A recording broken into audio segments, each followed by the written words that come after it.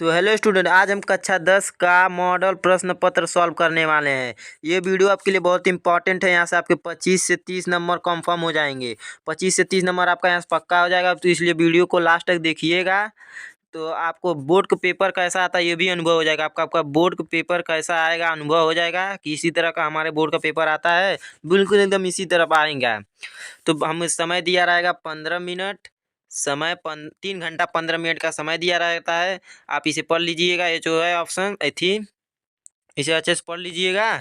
5-6 step हैं, क्योंकि पढ़ूंगा तो वीडियो लंबी हो जाएगी। अब पेपर सॉल्व नहीं हो पाएगा, थोड़ा ज़्यादा लंबी हो जाएगी वीडियो। तो हम चलिए वीडियो को ही पेपर को सॉल्व कर लेते हैं।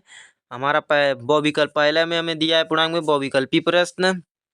तो इसका है, बाबू गुलाब राय किस युग के लेखक हैं। तो बाबू गुलाब राय किस युग के लेखक हैं, हम जो राइट आंसर है उसी को हम पढ़कर बता दे रहे हैं। बाबू गुलाब राय शुक्ल युग के लेखक हैं। प्रश्न में दूसरा प्रश्न, जो चिंतामणि किस विधा की रचना है। चिंतामणि निबंध की है।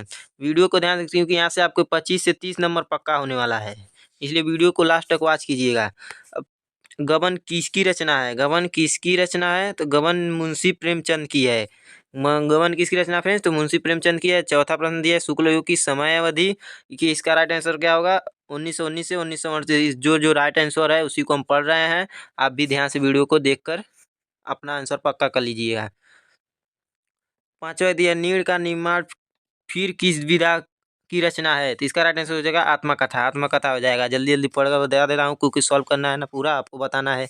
तो छठवां प्रश्न क्या है, प्रिय प्रवास प्रिय प्रवास प्रिय प्रवास जो दिया रे भाई, छठवां प्रश्न क्या है, प्रिय प्रवास किस युग की रचना है।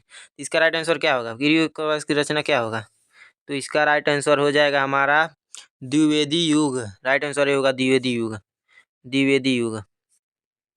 तो सातवां प्रश्न क्या है, मधुशाला किसकी रचना है। मधुशाला किसकी रचना है, तो इसका आंसर होगा हमारा हरिवंश राय बच्चन। हरिवंश राय बच्चन। आठवां प्रश्न, जो भारत भारती किसकी रचना है। भारत भारती किसकी रचना है, तो इसका राइट आंसर हो जाएगा मैथिली शरण गुप्त। नवा क्या है, नवा दिया है, आधुनिक काल कब से कब तक। आधुनिक काल हमारी कब से कब तक थी, तो इसका राइट आंसर हो जाएगा ए 1843 से अब तक। 1800, इस बहुत इंपॉर्टेंट है, या पूछेगा जरूर आपके बोर्ड के पेपर में, जो बता रहा हूँ 8-9 नंबर का आ जाएगा, देख लीजिएगा। सन 1843 से अब तक था। तो फ्रेंड्स 10 नंबर क्या है, मोतीराम किस युग के कवि हैं। मोतीराम किस युग के कवि हैं, तो मोतीराम रीति काल के कवि युग थे। किसके काल थे, रीति काल के। तो हमारा 11 नंबर प्रश्न क्या पूछ रहा है, हास्य रस की अस्थाई भाव क्या होता है। तो हास्य रस का अस्थाई भाव होता है हास। तो हमारा 12 नंबर प्रश्न क्या बोला है, 12 नंबर, सोअत ओढ़े पीत पत श्यामा सालोने गात मनो नील मणि शैल पर आतप परया प्रकाश। यहाँ पर मनो का ऑप्शन आ गया है। यहाँ पर आपको दिया होता है, एग्जाम्पल में पढ़े होंगे तो इसका राइट आंसर हो जाएगा उत्प्रेक्षक अलंकार। तो 13 नंबर प्रश्न क्या बोला है, रोला छंद में कुल कितने चरण होते हैं। रोला छंद में कुल कितने चरण होते हैं, तो इसका राइट आंसर क्या होगा, इसका राइट आंसर होगा 4 चरण होते हैं। आकर्षक शब्द में 14 नंबर पर, आकर्षक शब्द में किस उपसर्ग का प्रयोग किया जाता है। तो पहले उपसर्ग में आगे का प्रयोग किया जाता है, आगे देखा जाता है, और प्रत्येक में लास्ट में देखा जाता है। तो ये पूछा है उपसर्ग, हमारा क्या होगा, तो आकर्षक ये होगा। राइट आंसर होगा डी आ। तो 15 नंबर प्रश्न क्या है हमारा, 15 नंबर, रचना के आधार पर वाक्य कितने कितने भेद हैं। कितने भेद हैं, इसका राइट आंसर होगा हमारा 3 होते हैं। तो पीताम्बर, पीताम्बर में कौन सा समास है। पीताम्बर में कौन सा समास है, तो बहुवीर्य समास, ये राइट आंसर है बहुवीर्य समास। आंसू का तसम रूप है। आंसू का तसम रूप है। आंसू का तसम रूप क्या है, अछू। अछू, इसका राइट आंसर होगा अछू। ठीक है।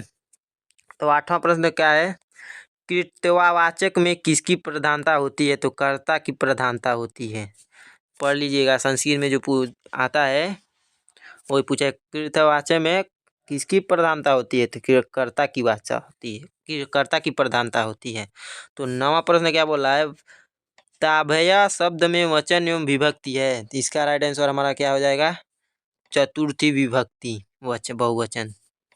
तो हमारा लास्ट प्रश्न क्या है बहुविकल्पी का, निम्नलिखित में सर्वनाम है, निम्नलिखित में सर्वनाम है, इसका राइट आंसर होगा हमारा क्या, वह, ही, सर्वनाम, ही, सी, यही सब होता है ना सर्वनाम। हमारा राइट आंसर हो जाएगा सी, देख लीजिए। अब आते हैं हमारा 50 नंबर का जो वर्णनात्मक प्रश्न आता है, ये तो उमार वाला था, ये अब आएगा वर्णनात्मक प्रश्न जो आपको लिखना होता है। तो दिया क्या है, निम्नलिखित गद्यांश पर आधारित 3 प्रश्नों का उत्तर दीजिए। तो आपको यहाँ पर गद्यांश दिया है, गद्यांश दिया है, जितने लाइन खींचा है इसी में से आपको पढ़कर उत्तर देना है, लिखना रहता है। यहाँ पर 3 प्रश्न दिए रहेंगे, 1 2 3, इसी में से लिखना रहता है। तो इससे 2 प्रश्न दिए रहते हैं गद्यांश का, गद्यांश का 2 प्रश्न दिया रहता है गद्यांश का। तो देखिए यहाँ पर दिया है ना अथवा करके, तो आपको एक करना रहता है, जो आपको आता है उसे कर दीजिए। तो हमें नेक्स्ट प्रश्न क्या दिया है, दूसरा क्या दिया है, दिए गए पदांश पर आधारित 3 प्रश्नों का उत्तर दीजिए।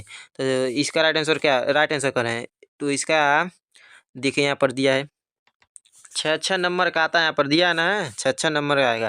ये पदांश का है, वो गद्यांश का था।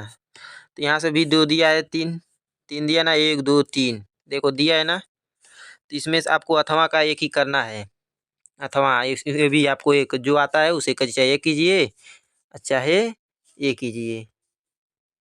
तो ठीक है, आपको जो सही लगे उसे कर दीजिए यहाँ पर जो दिया है।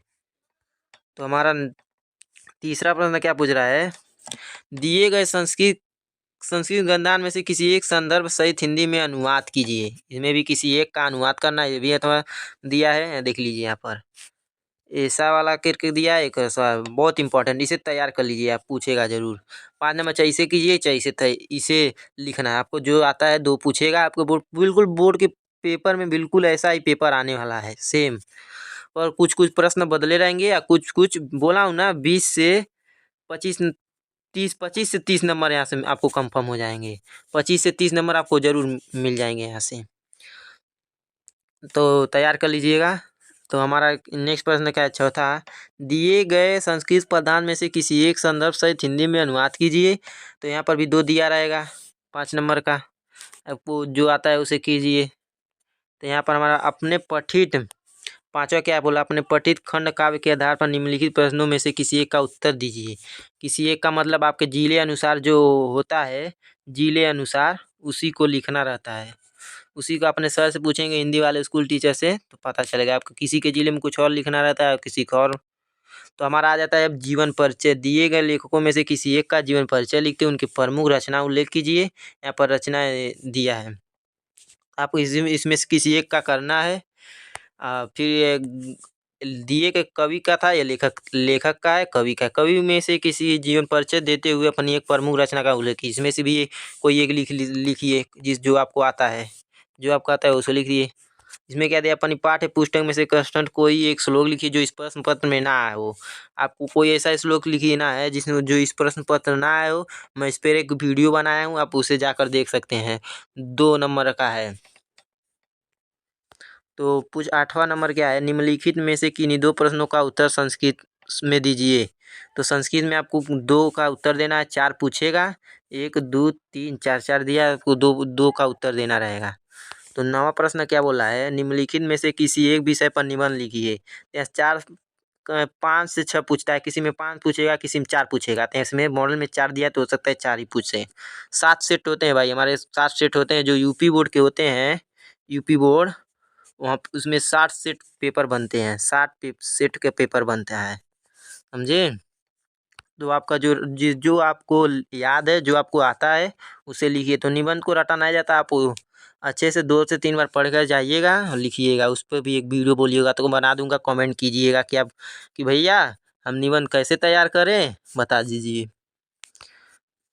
तो ठीक है, अपनी विशेष रुचि का उल्लेख करते हुए अपने मित्र को एक पत्र लिखिए। इस पत्र लिखा है, ये तो नया जुड़ाया है, इस बार जुड़ा, ये था नहीं, पत्र लेखन जो है इस बार जुड़ा है, ठीक है।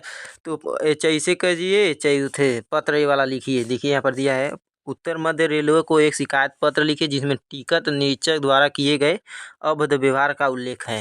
यहाँ पर आपको जो चाहिए जो आता है उसे लिखकर आपका उत्तर तो उम्मीद है। तो वीडियो अच्छा लगा तो वीडियो को शेयर कीजिएगा ज़रूर, अपने फ्रेंड में शेयर कीजिए।